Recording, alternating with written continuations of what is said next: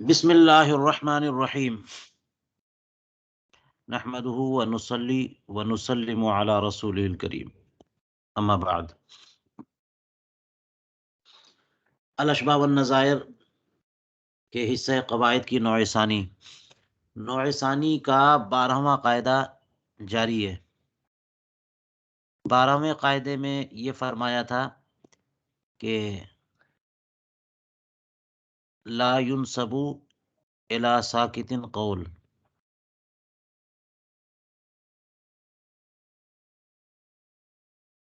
ساکت کی طرف کوئی قول منسوب نہیں کیا جاتا۔ جو خاموش ہے اسے خاموشی قرار دیا جائے گا، اسے قائل نہیں مانا جائے گا۔ تو اس کی کئی مثالیں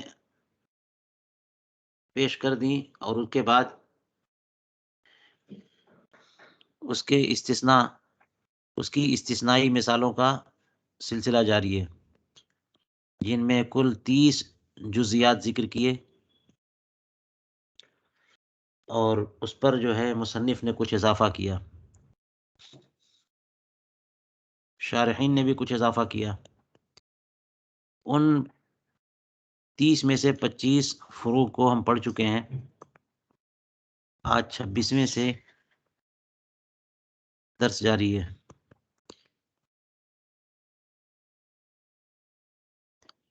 دیکھیے فرماتے ہیں السادسۃ والعشرون، 26ویں فرع یعنی کس بات کی؟ اس قاعدے سے مستثنا فروع کی، یعنی استثنائی مثالوں کی 26ویں مثال جو ہے یہ ہے۔ کس سے استثناء؟ اس قاعدے سے استثناء کہ کسی ساکت کی طرف کوئی قول منسوب نہیں کیا جا سکتا۔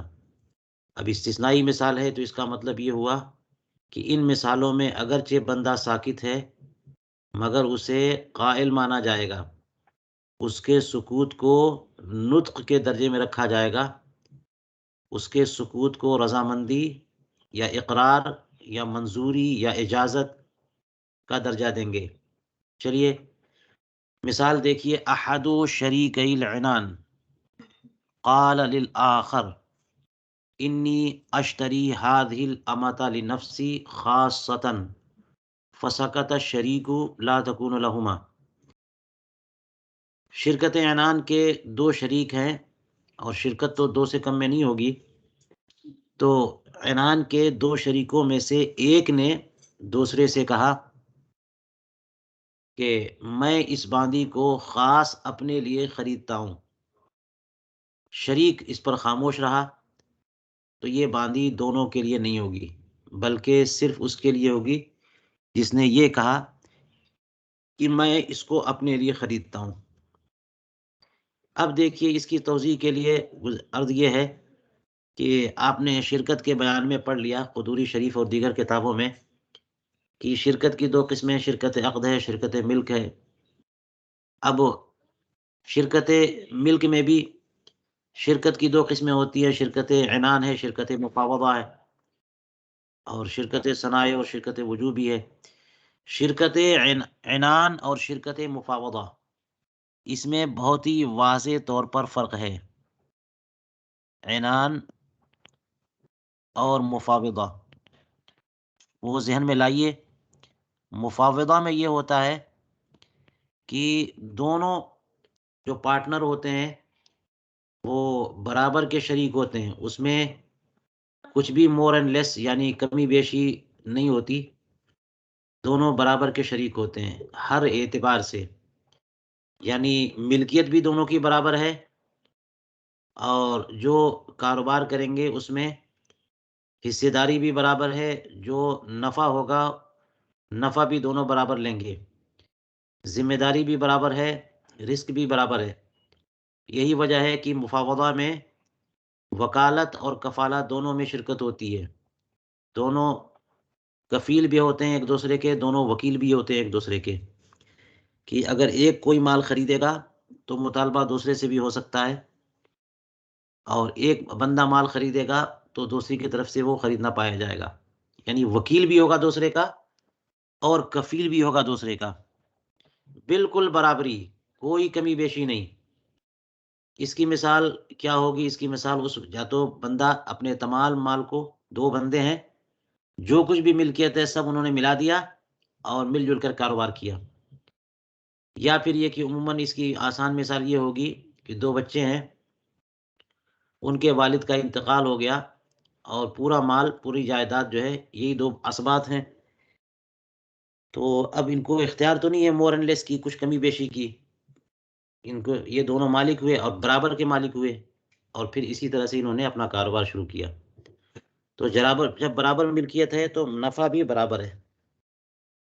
جی، عنان میں کیا ہوتا ہے؟ اس میں ملکیت میں بھی کمی بیشی ہو سکتی ہے اور نفع میں بھی کمی بیشی، جیسے عام طور پر جو ہے مضاربت کرتے ہیں یا اور بھی کوئی عقد کرتے ہیں کہ ایک کا مال زیادہ ہے، دوسرے کا مال کم ہے، تو جس کا مال زیادہ لگا ہوا ہے وہ نفع بھی زیادہ لے گا، جو طے کر لیں، اور جس کا کم ہے وہ نفع کم لے گا۔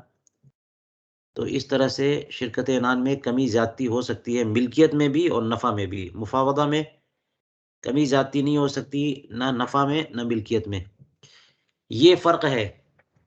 اس لیے شرکت عنان میں کفالت میں شرکت نہیں ہوتی، بس وکالت میں، یعنی ہر بندہ دوسرے کا وکیل تو ہے لیکن رسپانسبل نہیں ہے، کفیل نہیں ہے۔ ایک نے خریدا تو وہی ذمہ دار ہے، وہی جواب وہی ادا کرے گا، دوسرے سے مطالبہ نہیں ہو سکتا۔ اب جب اس قدر آپ حضرات نے سمجھ لیا تو یہاں پر مثال سمجھیے، فرما رہے ہیں کہ شرکت عنان کے دو شریک جو ہیں ان میں سے ایک نے دوسرے سے کہا کہ اس باندی کو میں خاص اپنے لیے خریدتا ہوں، یعنی اس میں شرکت نہ ہو ہماری تمہاری۔ اس پر شریک خاموش رہا تو وہ باندی دونوں کی نہ ہوگی۔ جی، اس کا مطلب کیا ہوا کہ یہ باندی خاص اسی کی ہوگی۔ یہاں پر سکوت جو ہے اس کی رضامندی یا اجازت کے درجے میں ہے، اور مفاوضہ میں یہ معاملہ نہیں ہوتا۔ مفاوضہ میں تو جو بھی دونوں میں سے کوئی بھی کوئی چیز خرید لے تو اس پر دوسرے کا بھی حق ہو جاتا ہے۔ بات یہ ہے، آپ نے پڑھ لیا ہے قدوری وغیرہ میں کہ پھر شرکت مفاوضہ میں اپنے گھر کے لیے کوئی غلہ سودا خریدنا ہوا تو کیا ہوگا؟ اپنی خدمت، خاص اپنی خدمت کے لیے یا وطی کے لیے باندی خریدنا ہوا تو کیا ہوگا؟ تو وہاں یہ ہے کہ دونوں کی رضامندی ضروری ہے، اور رضامندی بھی صریح ضروری ہے۔ یہاں بھی دیکھ، یہی فرق ہوا، یہاں پر صرف سکوت کافی ہے، وہاں صریح رضامندی ضروری ہے۔ جی، آپ دیکھ لیجئے علامہ حموی نے کیا فرمایا۔ یہ 23 نمبر کی مثال دیکھیں۔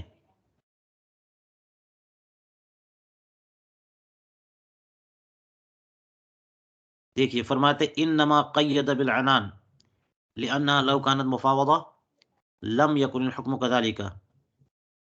صرف خاموشی سے وہ اس بندے کی باندی نہیں ہو جائے گی جس نے خریدا ہے۔ علامہ ابن الشحنہ نے ذکر کیا ہے، احد شریکي المفاوضہ اذا قال لصاحبه انا اريد ان اشتری هذه الجاریۃ لنفسی۔ شرکت مفاوضہ میں ایک پارٹنر نے کہہ دیا کہ یہ باندی میں اپنے لیے خریدتا ہوں، اس کا شریک خاموش رہا اور اس نے خرید لیا۔ لا تکون له ما لم یقل شریکہ نعم، صرف اتنا کہہ دینے سے اور پارٹنر کے خاموش رہنے سے اس خریدار کی نہیں ہو جائے گی جب تک کہ پارٹنر نعم نہ کہہ دے۔ ما لم یقل شریکہ نعم، یہاں دیکھ لیجیے یہ فرق ہے۔ شرکت مفاوضہ تو فطری طور پر، حقیقی طور پر اس کی وضع ہی اسی لیے ہوئی ہے کہ مال سے جو چیز بھی خریدے دونوں کی ہوگی، لیکن خاص کوئی اپنے لیے خریدے تو دوسرے کی صریح اجازت ضروری ہے۔ اگر اس نے کہا کہ صرف میں اپنے لیے خرید رہا ہوں، دوسرا خاموش رہ گیا، نہیں ہوگا جب تک کہ نام نہ کہہ دے۔ جی، شرکت مفاوضہ میں شرکت اعنان میں کیا ہے کہ ایک نے دوسرے سے کہہ دیا کہ انی اشتری حادل امت لنفسی خاصتاً، اور اس پر شریک خاموش رہا، تو یہ باندی دونوں کی نہ ہوگی، یعنی خالص خریدار کی ہوگی۔ یہاں پر سکوت جو ہے یہ رضامندی کے درجے میں ہے۔ جی چلیے یہ مثال ہو گئی۔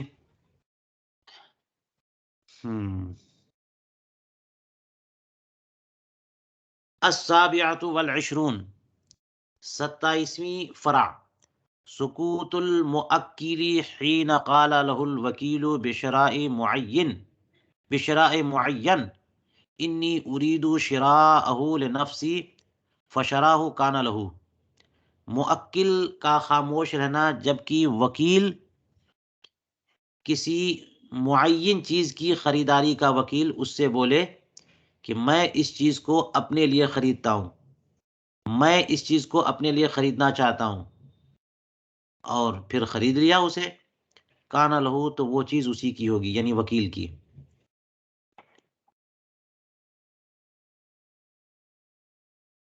لہو کی ضمیر وکیل کی طرف۔ تو اس کا مطلب کیا ہوا؟ دیکھیے توکیل میں کیا ہوتا ہے، یہاں وکیل بشرائے معین ہے، بشرائے معین، یعنی زید نے بکر کو وکیل بنایا کہ تم فلاں سامان میرے لیے خرید کر لاؤ، معین چیز معین کر دیا کہ فلاں معین چیز، یعنی فلاں موبائل ہے یا پھر فریج ہے، کولر فین ہے، کوئی بھی چیز معین کر کے بولا کہ فلاں چیز میرے لیے خریدو، جاؤ خرید کے لاؤ، تو وہ وکیل تو اب اپنے لیے اسے نہیں خرید سکتا، خریدے گا تو وہ بے نافذ ہوگی اسی موکل پر، اور پھر موکل انکار بھی نہیں کر سکتا کیونکہ اس نے معین چیز کی خریداری کا وکیل بنایا ہے۔ تو وکیل جب خریدے گا اسے تو وہ بے لازم ہوگی موکل کے اوپر، اور موکل کو اس کی رقم دینی پڑے گی، اور وکیل خود اس چیز کو اپنے لیے خرید نہیں سکتا کیونکہ اسی معین چیز کی خریداری کا تو وکیل بنایا گیا۔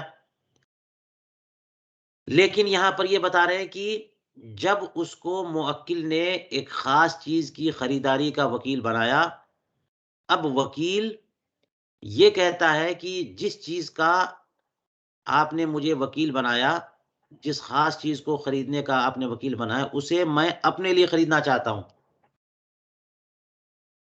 اسے میں اپنے لیے خریدنا چاہتا ہوں۔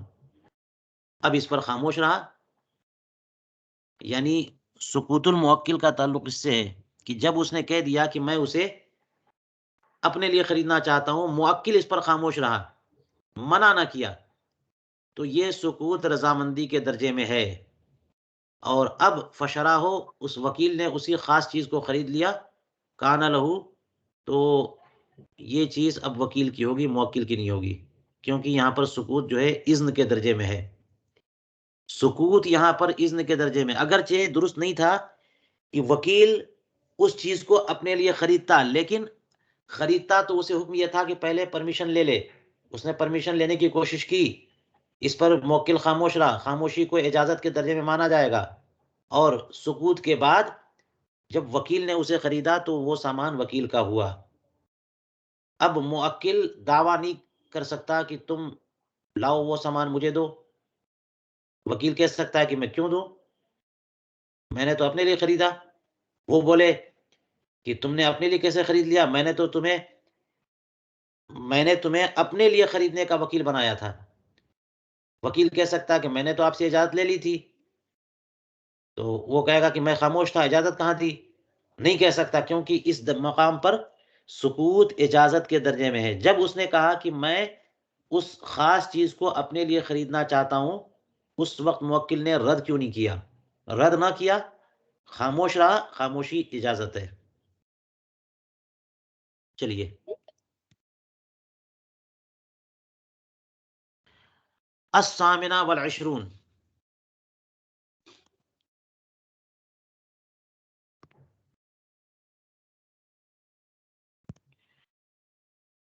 28ویں مثال دیکھیے، سکوت ولی الصبی العاقل اذا رآہ یبیع ویشتری اذن.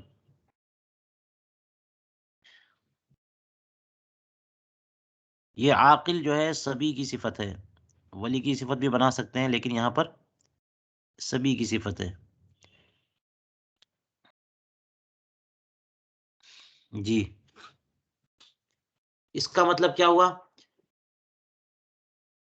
عاقل بچے کا ولی خاموش رہے، جبکہ وہ عاقل بچہ جب اس عاقل بچے کو دیکھے کہ وہ بیع و شراء کر رہا ہے تو یہ سکوت اجازت ہے. اس کا مطلب کیا ہوا؟ دیکھیے سبھی ہوگا، بالکل چھوٹا بچہ ہے، 2 سال کا 3 سال کا، جسے کچھ پتا نہیں ہے کہ لین دین خرید و فروخت کا مطلب کیا ہوتا ہے، تو اس کا کچھ کرنا ہی بالکل لغو ہے، وہ فطری طور پر محجور ہے. بچے کے تمام تصرفات جو ہے وہ نافذ نہیں ہوتے. اس کی ضرورت کے لیے تصرفات اس کے ولی کرتے ہیں، اور اگر اس کے والد نے وقت موت کسی کو وصیت کر دی ہو تو جو وصی ہوتا ہے وہ کرتا ہے، اور وصی بھی نہ ہو ولی بھی نہ ہو تو پھر قاضی کا، شہر کا قاضی جو ہے نا وہاں کا قاضی کرتا ہے. تو قاضی اور وصی کی بات نہیں ہے بلکہ ولی کی بات ہے. ولی تصرفات کرتا ہے تو اس کے مال میں، جائیداد میں تصرفات کا حق جو ہے وہ کس کو ہے؟ اس کے ولی کو ہے. اب کیا ہے کہ بچہ جو ہے، یہ تصرفات کا حق ولی کا کو کب تک ہے؟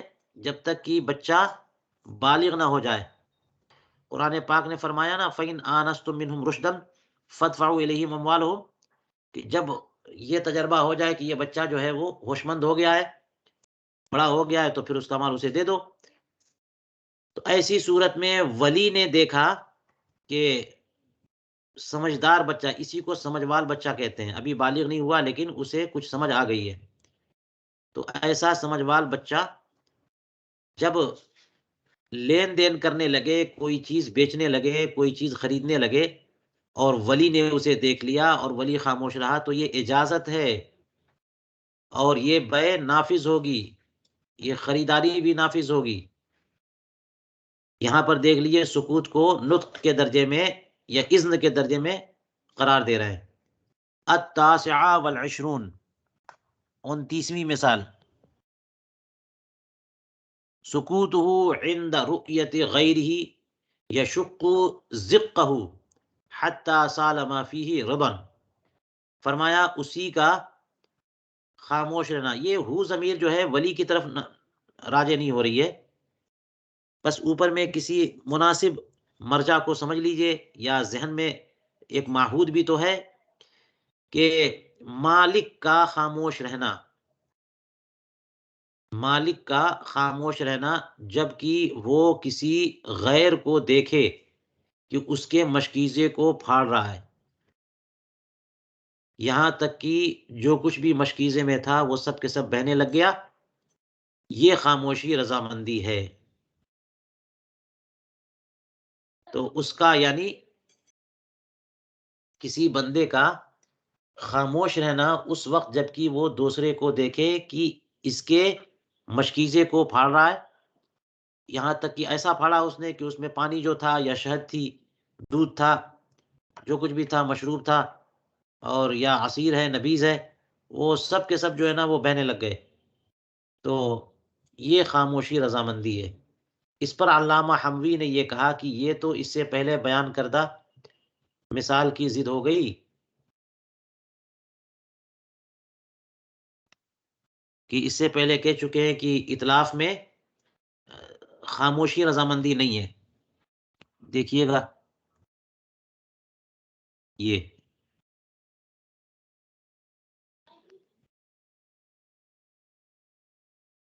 قد تقدم فی اول القاعدہ لو رأى غیرہ یتلف مالو فسکت لا یکون اذن باتلافی، یہ اس کے خلاف ہے.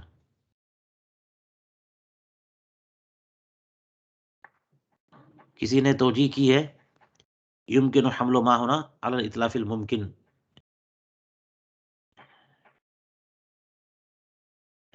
इतलाफ الممکن ہونا چاہیے. इतलाफ الممکن ایک توجیہ ہو سکتی ہے کہ یہاں پر یہ مراد ہے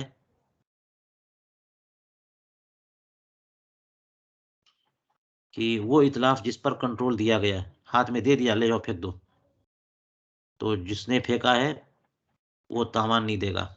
اطلاف الممکن، علی الاطلاف الممکن، یہ مراد ہو سکتا ہے.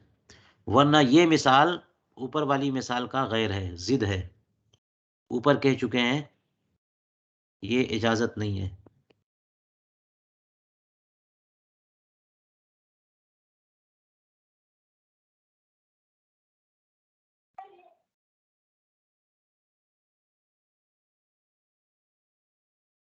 یہ ہے.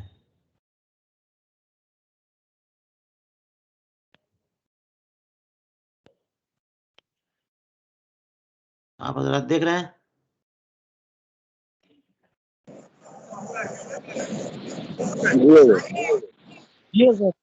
یہاں پہ صراحتاً کہا کہ اگر غیر کو اپنا مال ضائع کرتے دیکھا اور وہ خاموش رہا، یعنی مالک خاموش رہا، تو یہ اطلاف کی اجازت نہیں ہے. یعنی جو ایسا ضائع کرے گا وہ تاوان دینا پڑے گا، وہ ضامن ہوگا.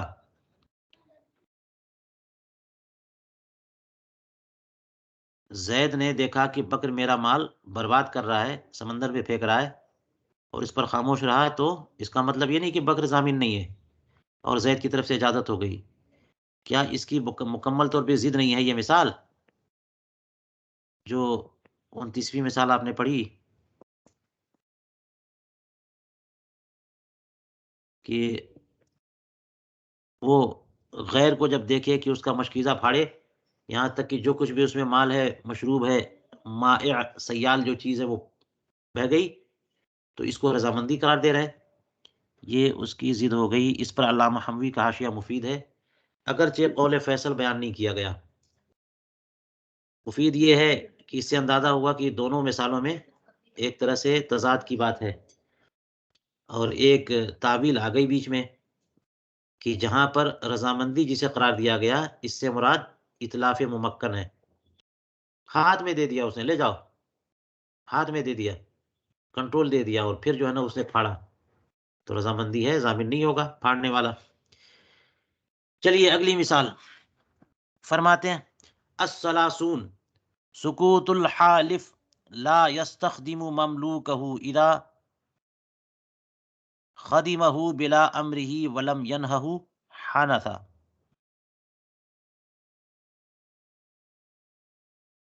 فرماتے ہیں کہ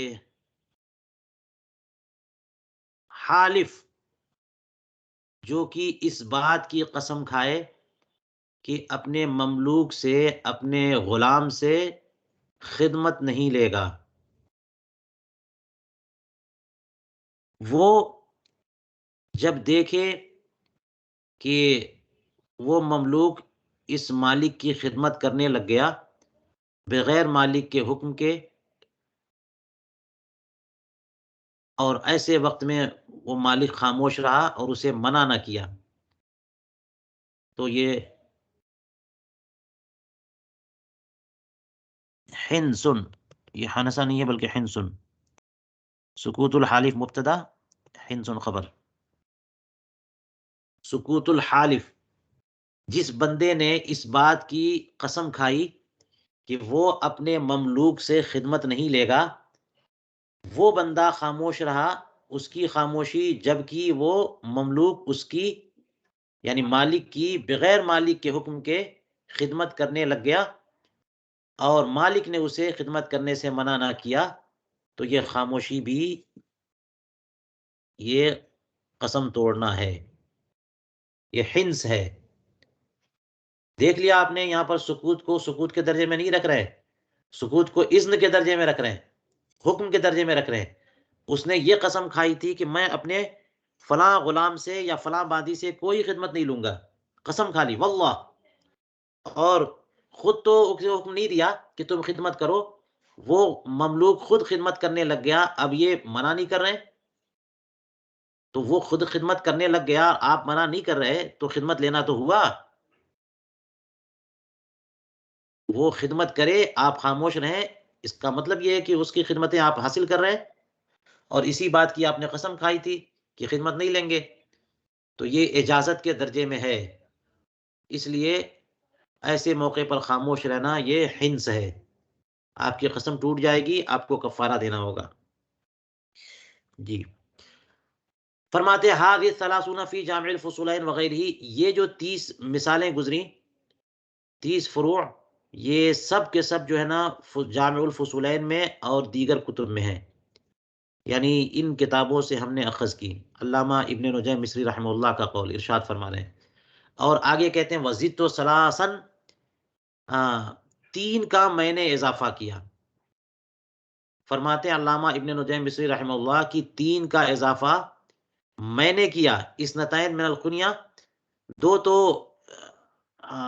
زاہدی کی قنیہ سے، اور ایک اور کہاں سے آگے بیان کرتے ہیں. دیکھیے قنیہ کی 2 مثالیں. الاولا، پہلی مثال یہ ہے دفعت فی تجہیزها لبنتها اشیاء من امتعۃ الاب وهو ساکت فلیس له الاسترداد. خاتون نے جو کچھ اپنی بیٹی کے لیے جہیز کی تیاری وغیرہ کی، اس تیاری میں باپ کے، یعنی اپنی بیٹی کے باپ، یعنی اپنے شوہر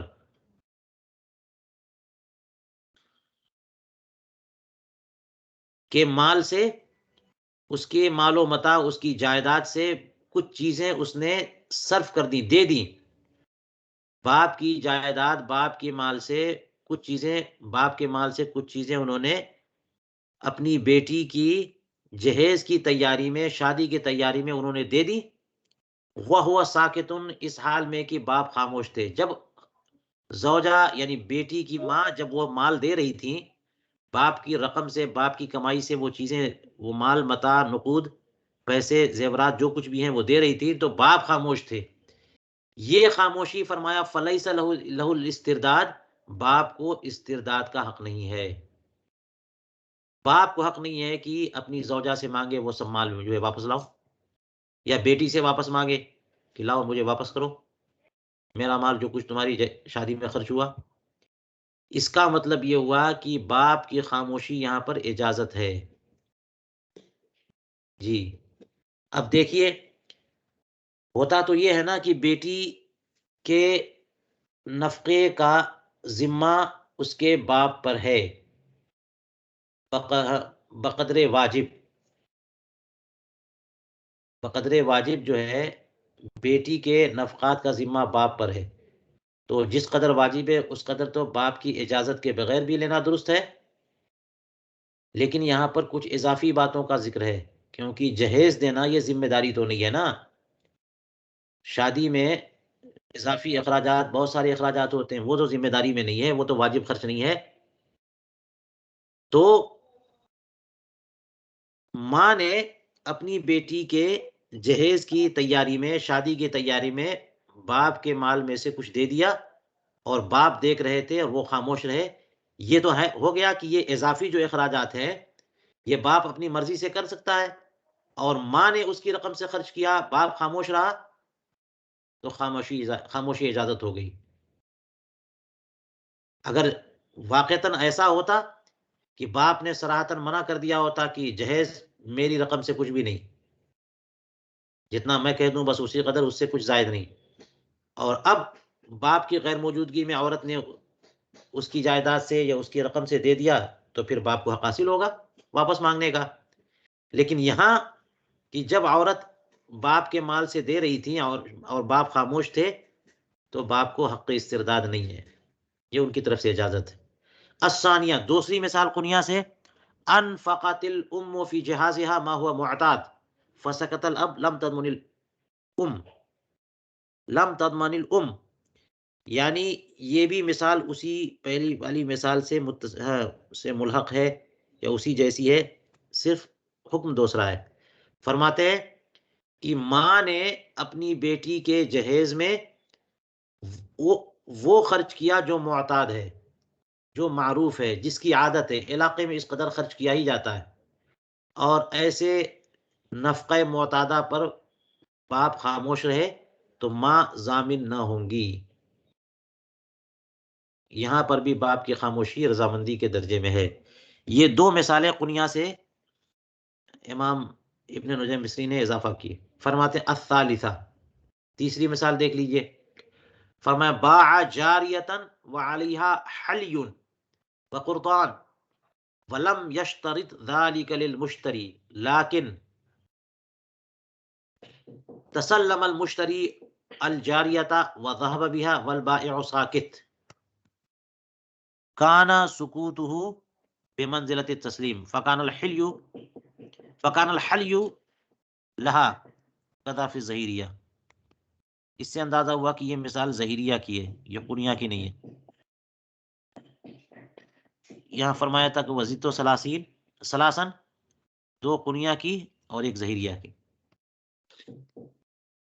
یہ مثال کیا ہے؟ فرماتے ہیں الثالثہ باع جاریتن، اس نے ایک باندی بیچ دی جس کے اوپر ایک زیور تھا اور دو بالیاں تھیں، وہ پہنے بھی تھی، یعنی گلے کا ہار ہوگا، کوئی بھی ایسی چیز ہے جو زینت حلی اسی کو کہتے ہیں، اس کی جمع حلا اور ہاں حلیون وغیرہ آتی ہے، تو اور حلی بھی ایک لغت ہے، تو حلیون اس کے اوپر ایک زیب و زینت کا کوئی سامان ہے اور دو بالیاں ہیں، اور بیچنے والے نے یہ شرط نہ رکھی تھی کہ یہ مال مشتری کا ہے، جو کچھ بھی بالیاں میں دے رہا ہوں، یعنی یہ باندی بیچ رہا ہوں، اس کے جسم پر جو بھی زیورات ہیں، کانوں میں بالیاں ہیں، گلے میں جو ہار ہے، یا ہاتھوں میں جو چوڑیاں ہیں، یا پاؤں میں جو پازیب ہے وغیرہ وغیرہ، تو یہ سب جو ہے نا خریدار کا ہوگا۔ ایسا کچھ بھی نہیں کہا، ایسا کچھ بھی نہیں کہا۔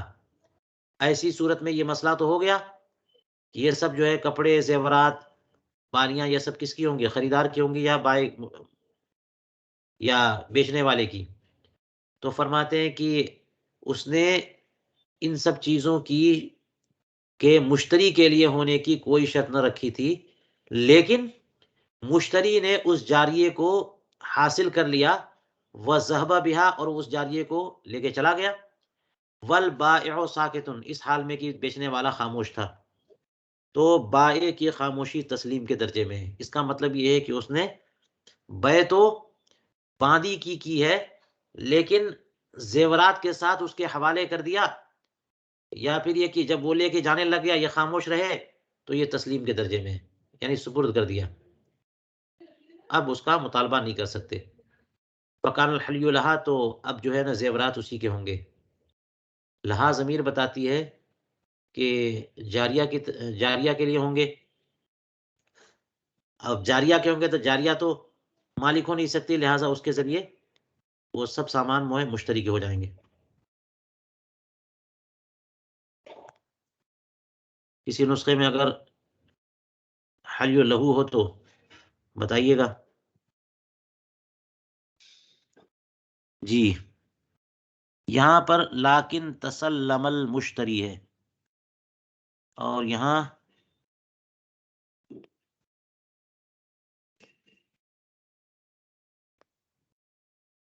لیکن سلم المشتری الجاریہ۔ حموی میں جو متن ہے وہ کیا ہے؟ سلمہ کا معنی ہوتا ہے سپرد کرنا، اور تسلمہ کا معنی ہوگا حاصل کرنا، ریسیو کرنا۔ جی، تو اگر سلمہ ہے تو اس کا معنی ہوگا کہ سلمہ ہوا ضمیر راجع ہوگی بائع کی طرف، سلمہ، اور المشتری یہ فاعل ہے، مفعول ہے، اور جاریہ بھی مفعول ہے، کیونکہ سلمہ وہ فعل ہے جو دو مفعول چاہتا ہے۔ کسی کو کوئی چیز سپرد کی تو بائع نے مشتری کو باندی سپرد کر دی، بائع نے مشتری کے حوالے کر دیا باندی کو کہ یہ باندی لے جاؤ، اور اگر تسلمہ پڑھتے ہیں تو مشتری فاعل ہوگا اور جاریہ مفعول۔ جی،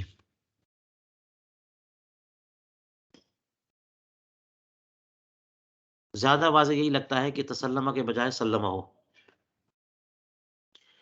تو یہ دیکھ لیجئے کہ باندی کو زید نے بیچ دیا اور باندی کے اوپر کچھ کپڑے، زیورات، ہاں، ہار، چوڑیاں، بالیاں، یہ سب چیزیں تھیں، تو یہ سب زیورات کس کے ہوں گے؟ اگر صراحت کر دی ہے کہ مشتری کے تو مشتری کے، اگر صراحت کر دی ہے کہ مشتری کے نہیں تو مشتری کے نہیں بلکہ بیچنے والے کے۔ لیکن اگر کچھ بھی نہیں کیا، ایسی ہی باندی کو بیچ دیا اور اس کے حوالے بھی، خریدار کے حوالے بھی کر دیا، اور خاموش بھی رہا، استثناء بھی نہ کیا ان چیزوں کا، تو یہ تسلیم کے درجے میں، سپرد کرنے کے درجے میں، اب یہ سارے کے سارے زیورات جو ہے اسی خریدار کے ہوں گے۔ چلیے 3 جزیات کا اضافہ کر چکے، آگے کہتے ہیں ثم زدت اخرى، یہاں پر میں نے ایک مزید کا اضافہ کیا، یعنی ان 3 کے بعد۔ وہ کیا ہے؟ فرماتے ہیں القراءۃ علی الشیخ وهو ساکت تنزل منزلۃ نطقہ فی الاصح، فرمایا کہ شیخ پر پڑھنا اس حال میں کہ شیخ ساکت ہوں، یہ شیخ کے نطق کے درجے میں ہے، صحیح زیادہ صحیح مذہب کے مطابق۔ آپ نے اصول حدیث میں یہ باتیں پڑھی ہوں گی کہ اخذ حدیث اور تحمل روایت کے کتنے طریقے ہیں۔ اس میں بتایا کہ 2 طریقے زیادہ مشہور ہیں، قراءۃ الشیخ علی التلمیذ اور قراءۃ التلمیذ علی الشیخ، کہ جیسے کہ ہوتا یہ ہے کہ شیخ ہمارے ان علاقوں میں کیا ہوتا ہے کہ شیخ پڑھاتے ہیں، تلامذہ سنتے ہیں، حدیث کی تلاوت بھی کرتے ہیں، ترجمہ، تشریح، تو قراءۃ الشیخ علی التلمیذ ہے، یہ زیادہ معہود طریقہ۔ عرب علاقوں میں قراءۃ التلمیذ علی الشیخ ہوتا ہے۔ تو اب ان دونوں کو تحمل حدیث اور اخذ حدیث کا ذریعہ مانتے ہیں، یعنی جب شیخ پڑھا رہے ہوں تلمیذ سنے تو تلمیذ تو حاصل کر ہی رہا ہے، لیکن جب تلمیذ پڑھ کر کے سنائے اور شیخ سنتے جائیں تو کیا وہ بھی طریقہ ہے تحمل کا، اخذ حدیث کا؟ اس طرح سے بھی، یعنی بعد میں تلمیذ کیا کہہ سکتے ہیں کہ ہم سے فلاں نے روایت کیا، حالانکہ شیخ تو بالکل خاموش تھے اور تلامذہ پڑھے جا رہے ہیں، شیخ سنے جا رہے ہیں۔ فرماتے ہیں ہاں یہ بھی طریقہ ہے، اور اس پر بھی اخبرنی یا حدثنی کہہ سکتے ہیں۔ تو اسی کو کہا قراءت علی الشیخ، جبکہ شیخ ساکت ہوں، یہ شیخ کے نطق کے درجے میں ہے۔ تو یہاں بھی یہ ہو گیا نا کہ ساکت کی طرف ایک قول منسوب کیا جا رہا ہے۔ جی، فرماتے وہ اخرا، ایک اور اضافہ میں نے یہ کیا، علی خلاف فیہا، جو اس معاملے میں اس کے خلاف ہے۔ فرماتے ہیں کہ سکوت المدعا علیہ ولا عذر به انکار،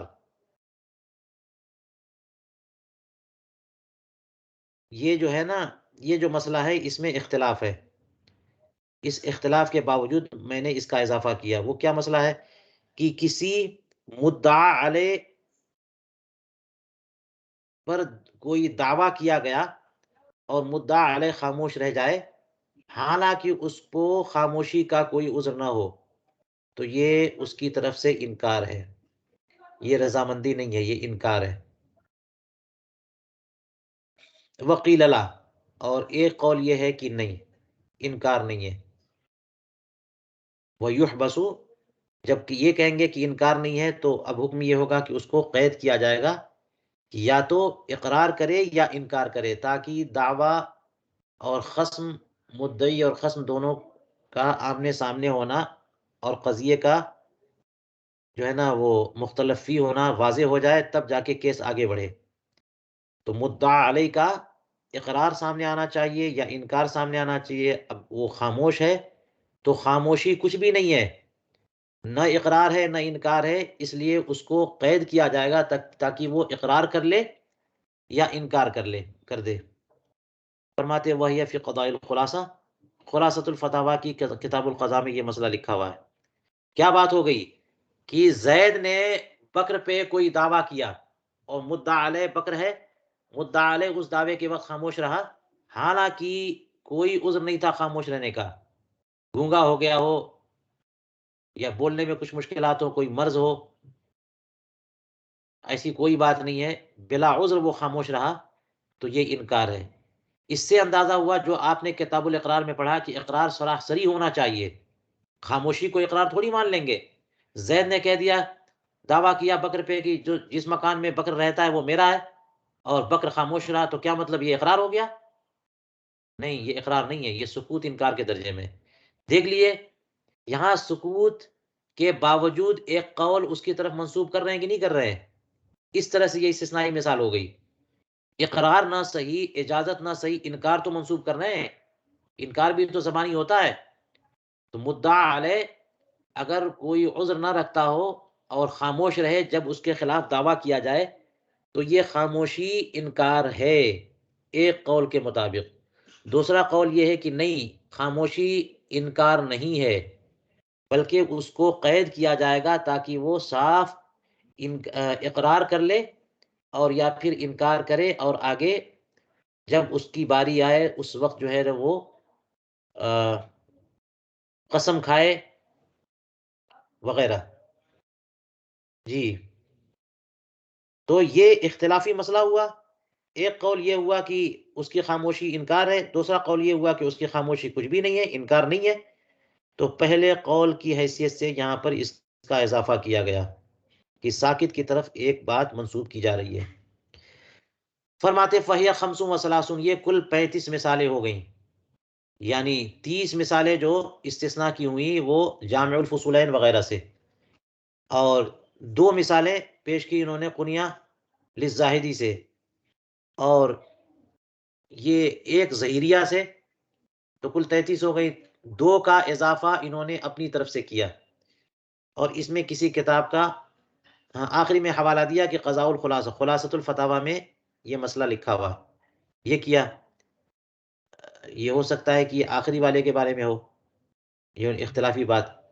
اور قراءت علی الشیخ چونکہ معہود ہے اس لیے وہاں پہ کوئی حوالہ نہیں دیا. بہت مشہور مسئلہ ہے.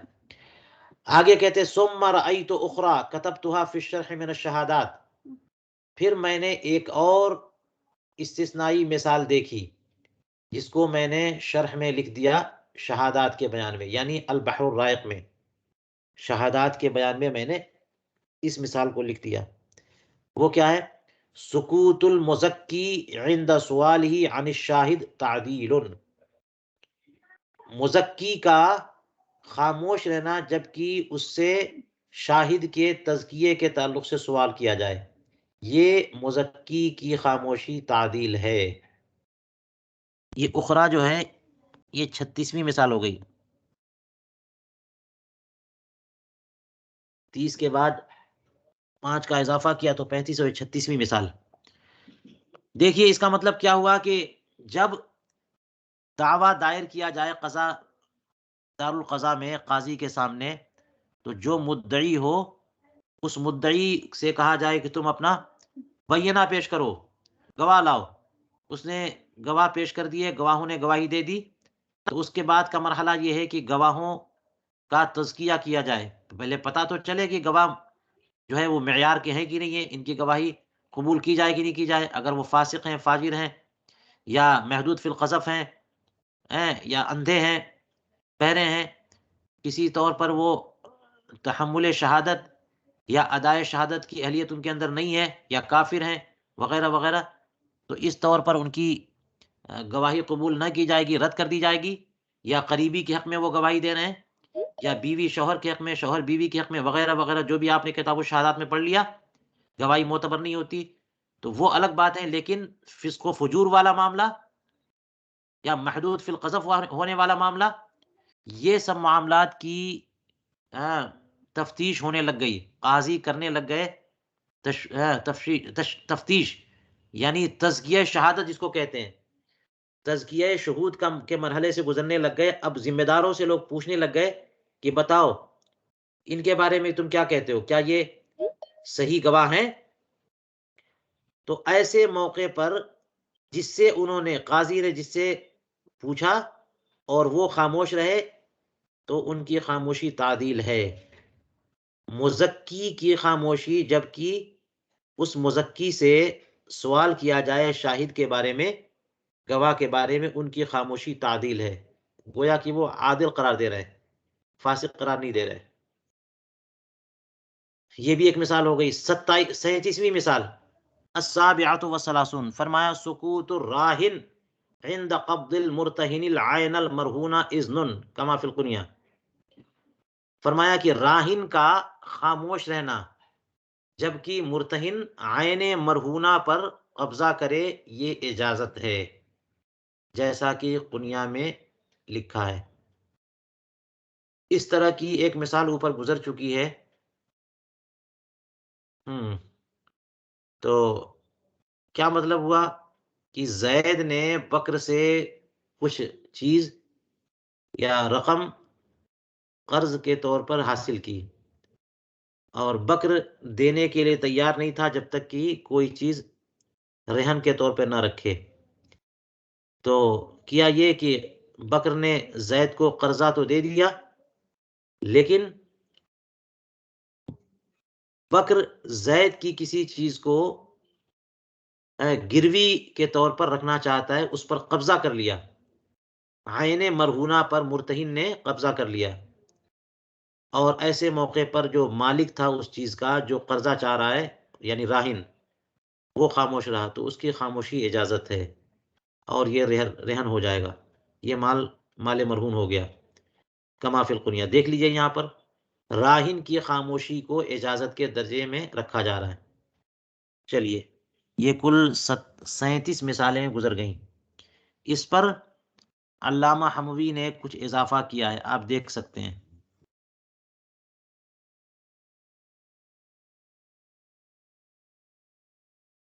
اس پر پہلے تو علامہ حموی نے کمنٹ دے دیا کہ ھذا مما لا یعتمد علیہ، اس پر اعتماد نہیں ہے، وہ سکوت المزکی والا۔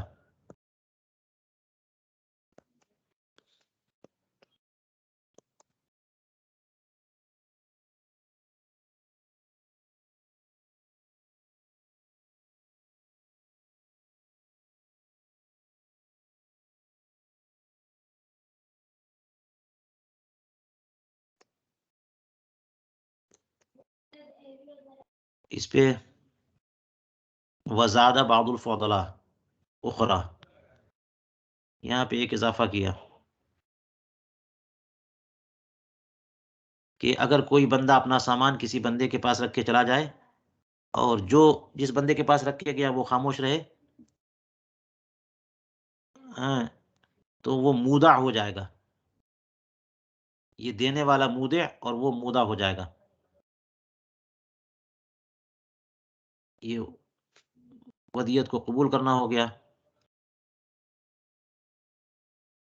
ایک اور مثال، رجل زوج رجلا بغیر امرہ فہنہ القوم وقبل التہنیہ فہو رضا، ایک بندے نے دوسرے بندے کی شادی اس کے حکم کے بغیر کرا دی، لوگ اس پہ مبارکباد دینے لگ گئے اور وہ مبارکبادی قبول کر رہا ہے، یہ رضامندی ہے، کیونکہ مبارکباد قبول کرنا یہ اجازت کی دلیل ہے۔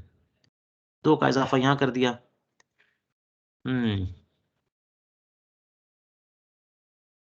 کل 40 ہو گئے، پھر 41ویں کا اضافہ یہ ہے۔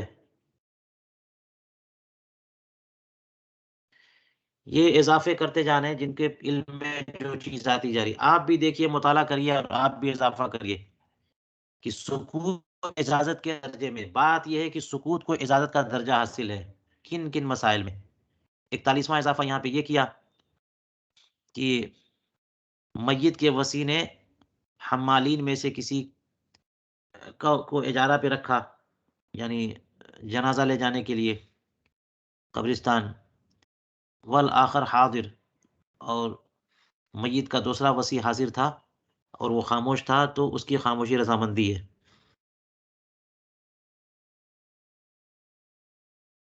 جی، ثم زادہ ثانیۃ و 40، 42واں اضافہ، ما قال صاحب الدار للساکن اسکن بکذا والا فخرج فسکت وسکن کان مستاجرا بالمسمى بسکنا وسکوتی،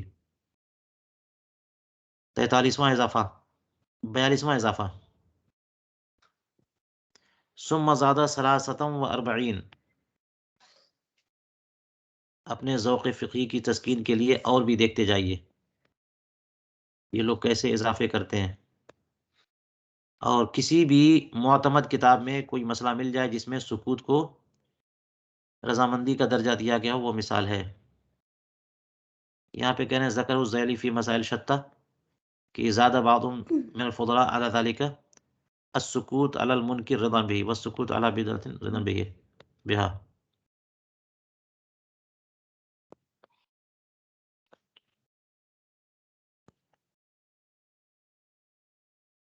اسی طرح میں نے علامہ پیری زادہ کے حاشیے میں دیکھا، انہوں نے بھی کچھ اضافے کیے ہوئے ہیں۔